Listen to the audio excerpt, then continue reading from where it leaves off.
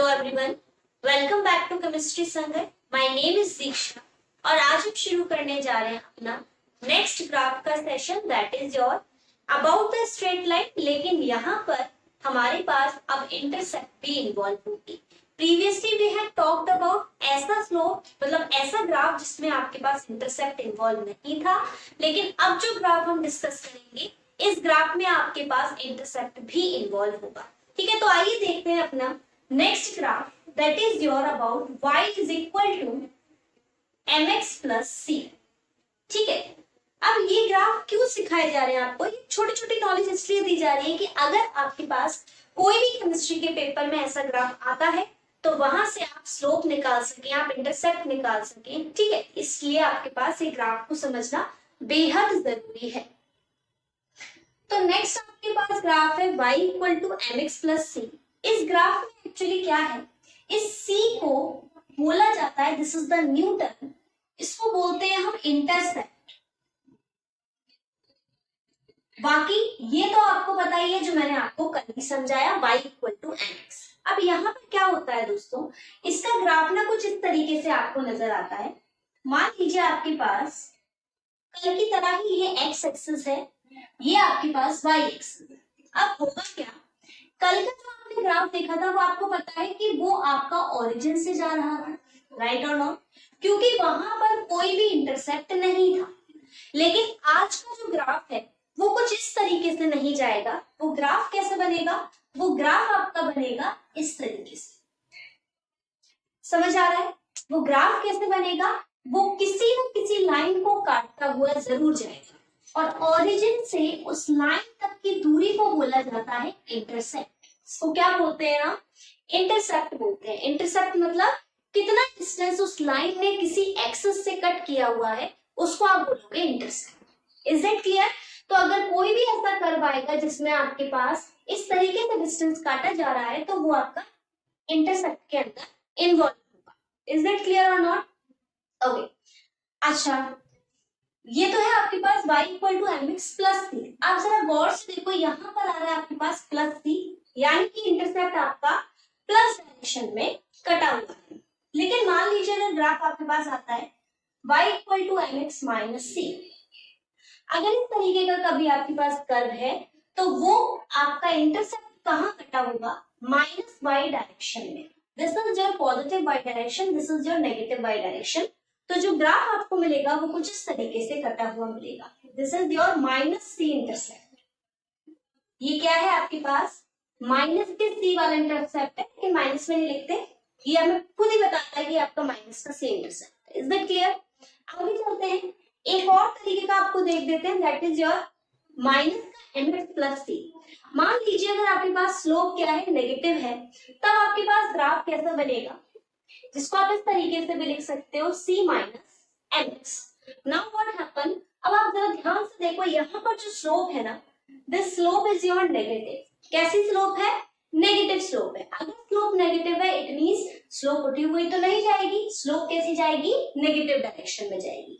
और c कैसा होगा आपका? पॉजिटिव में कटेगा। तो इट मींस व्हाट, अगर इसका कर्व नहीं बना तो इसका कर्व कैसा जाएगा? ये कुछ इस तरीके से आपके पास होता हुआ जाएगा। समझ में आया? क्यों? क्योंकि यहाँ पर अगर आप ध्यान से देखो, ये आपका प्लस का c इंटरसेप्ट है ना? इसके बाद आपके पास क्या होगा, अगर ये c इंटरसेप्ट है and this is your negative slope, this is your minus का m। ओके, तो यहाँ से हमें पता चलता है कि किस बेसिस पर हम कैसा कर्व ड्रॉ कर सकते हैं। Is it mx plus c है, mx माइनस c है, या फिर आपके पास c माइनस का mx है। इसके बेसिस पर आप कर्व ड्रॉ कर सकते हो। अब कुछ एग्जांपल लेते हैं यहाँ पर जो इस पर बेस्ड है। जैसे कि हमारे पास केमिस्ट्री में एक इक्वेशन है जिसे आप बोलते हो, जिसे बोला जाता है आपके पास zero order reaction. Zero order reaction chemical kinetics में आपने जरूर पढ़ी होगी। केमिकल काइनेटिक्स में एक इक्वेशन होती है that is your A naught minus का A is equal to K2। This is the zero order reaction.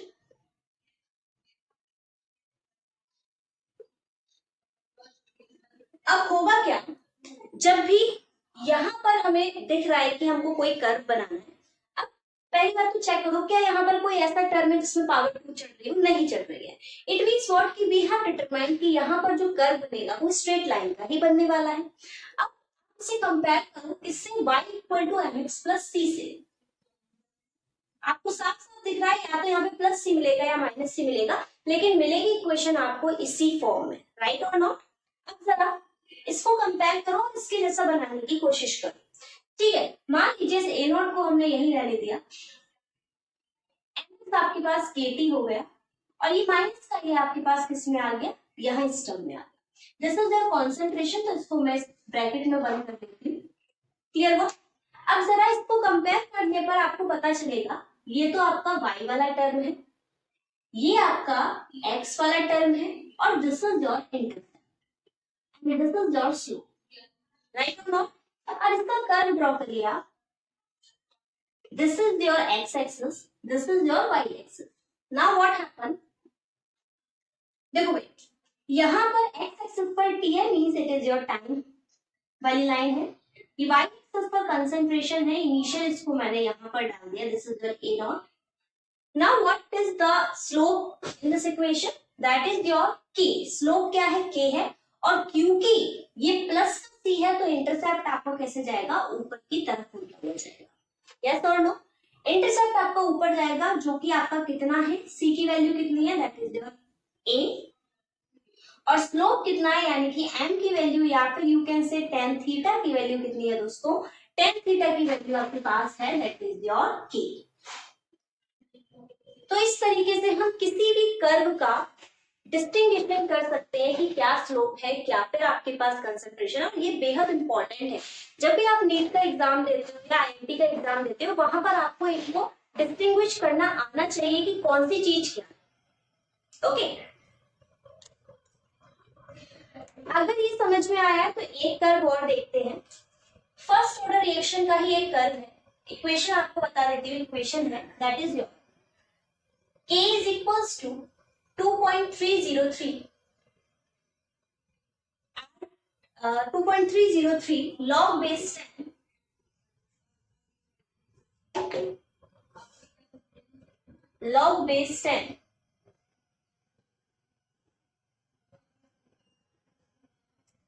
A not upon A, ठीक है। अब हमें यहाँ पर भी क्या करना है, कंसंट्रेशन वर्सेस टाइम में ग्राफ प्लॉट करना है। अगर आपको बेसिकली कंसंट्रेशन वर्सेस टाइम में ही करवाता है, अब कंसंट्रेशन वर्सेस टाइम में ग्राफ कैसे प्लॉट करें, उसके लिए आपको थोड़ा दिमाग लगाकर ये सोचना पड़ेगा कि मैं इसमें ऐसा क्या करूं कि टाइम अलग हो जाए, कंसंट्रेशन अलग हो जाए। तो इसके लिए पहले थोड़ा सा इसे रीअरेंज करते हैं। मान लीजिए मैंने इसका क्रॉस मल्टीप्लाई करा, तो ये हो गया KT अपॉन 2.303, हमारे पास आ गया है जो कि अलग हो चुका है। करना इसे अलग है, आपको पता है लॉग जब अपॉन में इस तरीके से होता है, लॉग m अपॉन n, तो उसको हम कैसे लिखते हैं, लॉग m अपॉन n को लिखा जाता है लॉग m माइनस का लॉग n। तो इसको भी हम कुछ इस तरीके से लिख सकते हैं, क्या होगा, log base 10 a naught minus log base 10 a। अब कर्व बनाना है कंसंट्रेशन यानी कि इनिशियल कंसंट्रेशन वर्सेस टाइम में, तो क्या होगा, इस लॉग ए को इधर लेकर आ जाते हैं। हमें पता है, साफ साफ दिख रहा है कि यहाँ पर भी mx प्लस सी की इक्वेशन बन सकती है। तो हमने क्या किया, KT अपॉन 2.303, ये माइनस का लॉग इस तरफ आएगा तो प्लस का लॉग बेस 10a हो जाएगा, is equals to log base 10 a। अब इस इक्वेशन को कंपेयर करो स्ट्रेट लाइन की इक्वेशन से, तो आपको पता चलेगा this is your y, this is your mx and this is your plus c। क्योंकि हमें जो कर्व प्लॉट करना है वो टाइम और किसमें प्लॉट करना है, इनिशियल कंसंट्रेशन में करना है। तो this is your x, this is your y and this is your intercept c। Now plot the graph. अब आप ग्राफ कैसे प्लॉट करोगे, मान लीजिए मैं इसी में प्लॉट करती हूँ, तो मुझे थोड़ी थोड़ी चीजें बदलनी पड़ेगी। देखिए ये अब कर्व इसका नहीं है,